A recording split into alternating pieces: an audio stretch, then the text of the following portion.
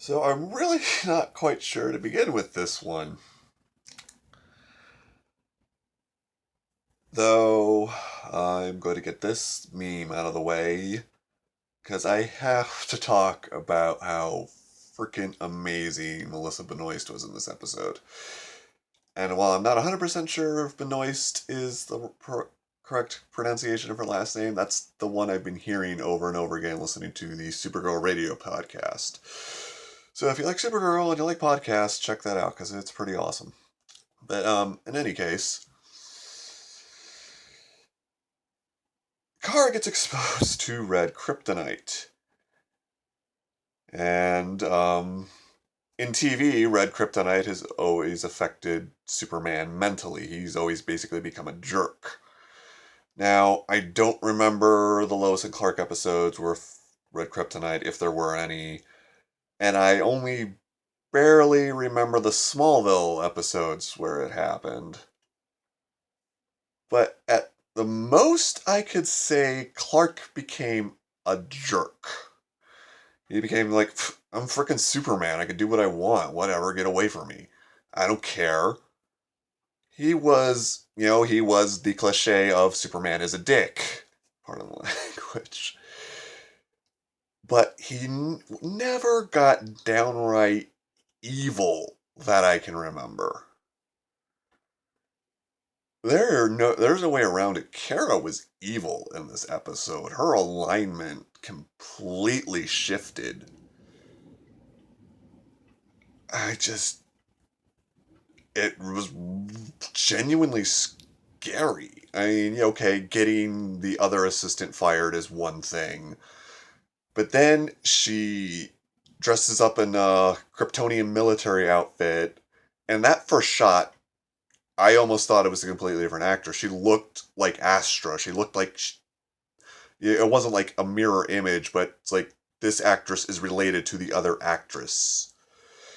It just out of nowhere was a big surprise. And God. And then she starts talking about how no one can stop. Now, first, she just completely destroys Alex. I mean, some of that stuff was established in the pilot. Alex admitted to a lot of it, but then she just rips a whole nother level into it. It's awful. And then she starts going on how she can do whatever she wants. I'm Supergirl. No one can stop me. And this city will worship me, and those who don't.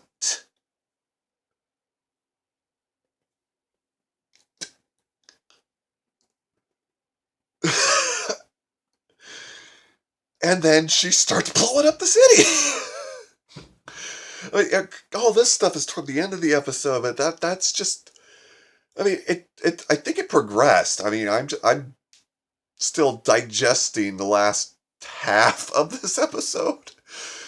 But she was like, oh, whatever, I don't care. I'm gonna start dressing differently. I'm gonna get the other assistant fired. I'm gonna be really curt. And I'm suddenly gonna be really good at my job too. Oh, and I'm gonna let the alien get away because whatever, I have no F's to give. But it just kept going, and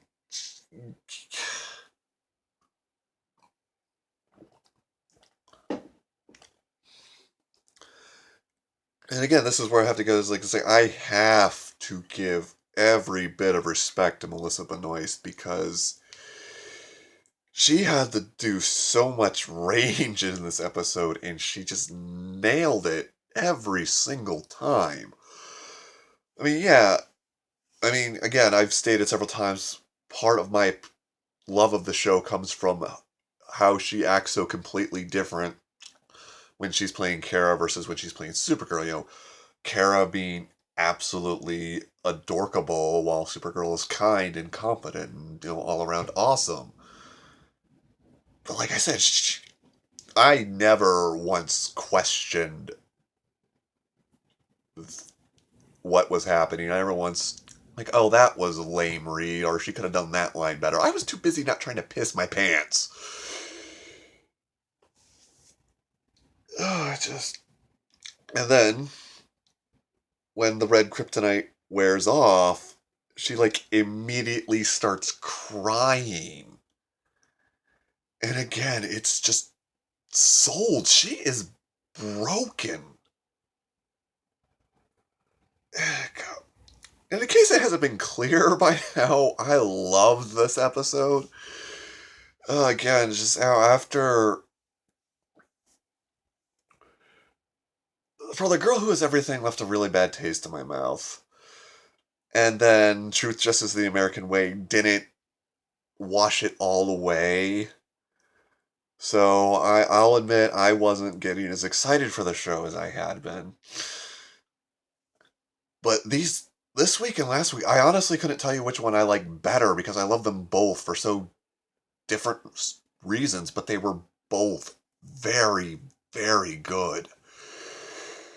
I mean, again, this is why I get frustrated when the show isn't as good. Oh, and the best part, from a storyline. I mean, my heart aches for the character. Don't misunderstand me. When Kara was crying in the end, I had to stop myself from crying. But again, Smallville it's a show for teenagers, so you expect it. But whenever the red kryptonite would wear off, the situation normal. Clark, you were acting funny. He's like, yeah, I know, I'm sorry, and then they move on. I mean, one of the points where I got fed up with Smallville is late into the series' run. There's an episode where Clark's affected by red kryptonite. Clark's acting like an a-hole. And nobody knows why. They're just like, God, Clark, you're being such a jerk today.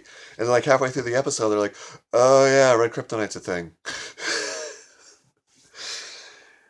Oh, but yeah, this was not swept underneath the rug. She tried to destroy the city. The DEO had to take her down. John Jones had to reveal himself and have a superhero throwdown in the middle of the city. And all this is after she just verbally smacks Cat Grant around and throws her off the balcony. She catches her at the last minute, but then gives a speech is like power is deciding who gets to live and dies, and just.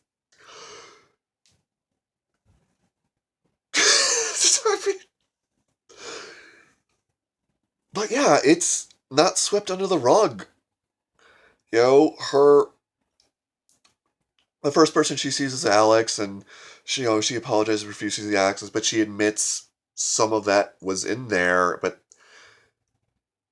but it's not just perfectly made up and go away. I mean, this was more damaging than Alex admitting she killed Astra, because in the middle of this it's like, hey, you're my sister, I love you no matter what, of course I forgive you, but some of what you said is true, but we're going to work on it. The relationship has changed to an extent.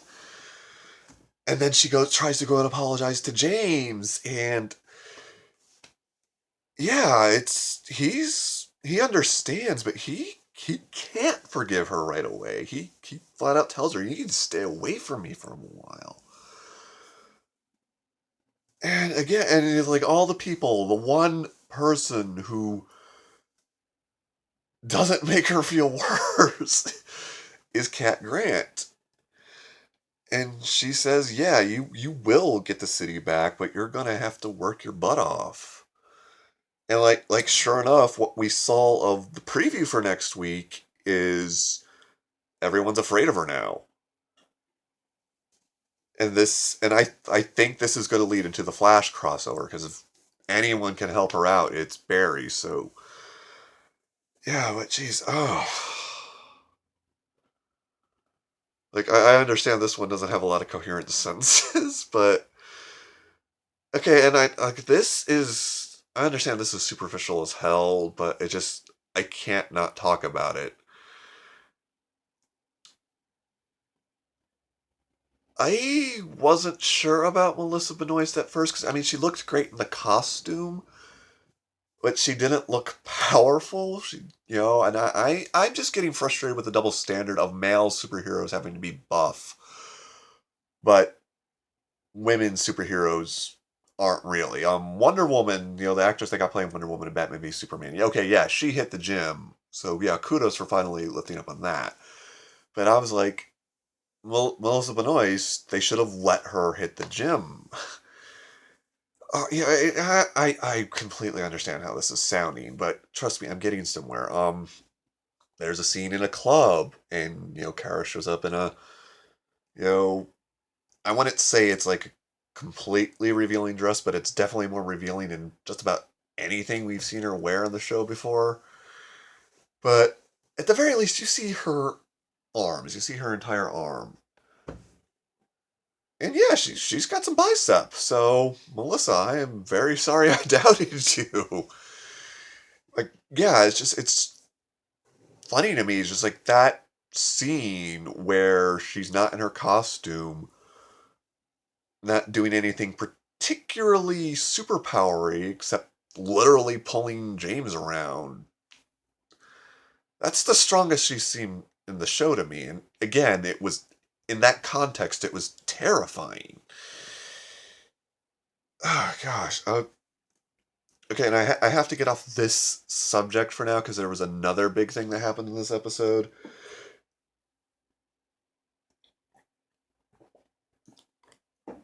Like I said, Hank had to reveal himself. He had to stop Supergirl from killing Alex. So, in like the middle of the street, he turns into Martian Manhunter, and it's on.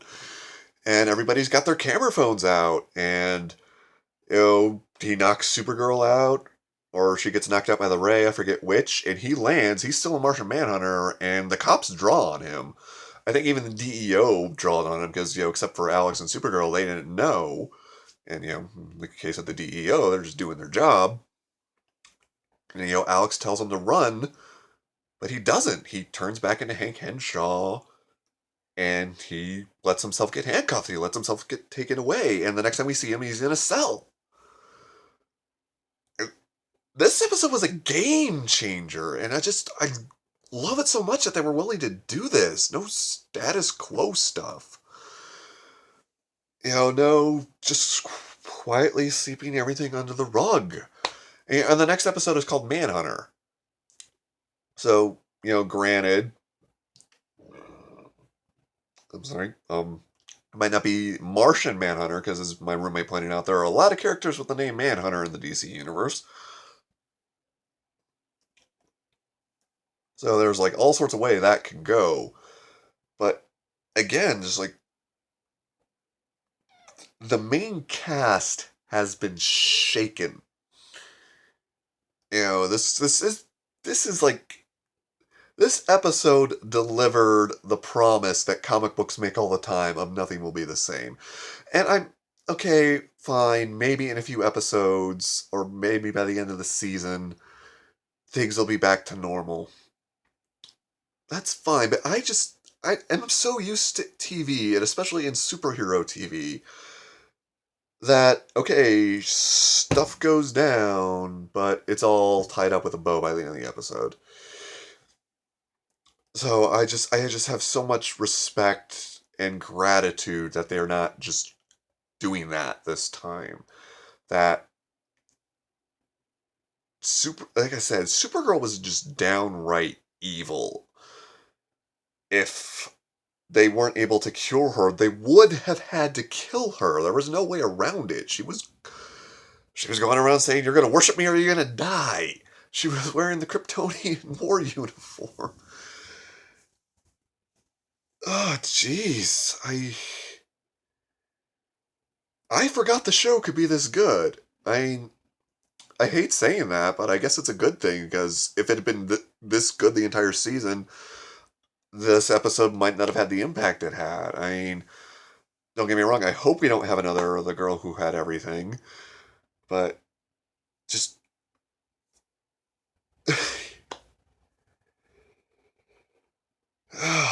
yeah, this episode was good. I can't wait to see the aftermath. And Barry, I'm counting on you, bro. You gotta help her out. Oh wow, I just wanna keep talking about this one. But at this point, I realize I'm going to be repetitive. Max Lord.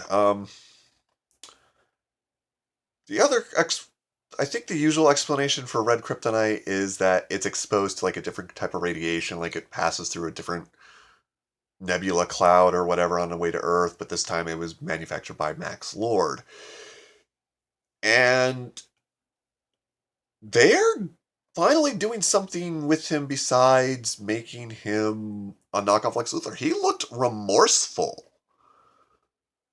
He seemed to genuinely regret his actions, and apparently he wasn't just toying with Alex. Apparently he has some care for her. His whenever he looked at her, his look was shame and guilt. And just, Alex throws out his line, because of you, she's the monster you always said she would be or is. And you could tell that hit him. So, yes, again, not thank you for shaking up the status quo, but thank you for finally doing something unique with this character. Something notably unique. Oh, geez, you guys. If you haven't watched this episode, why are you watching this vlog? Go watch this episode. It just makes up for so much. And I just really hope it gets a second season now. I mean, all signs are pointing to yes, but as far as I know, there has been no official statement. It's all like, we're like 90% sure CBS is going to give it a second season. It's probably going to get a second season. But nothing official has been stated. In fact, like the cast was on Twitter, was say, hey, tweet this hashtag, let CBS know you want more. But yeah, it needs more. We need more of this. We need more of Solitude. We need more of Human for a Day. Oh, I want to take up smoking, guys. This is ridiculous. And I am getting dangerously close to 20 minutes. I really hate that I keep doing that, but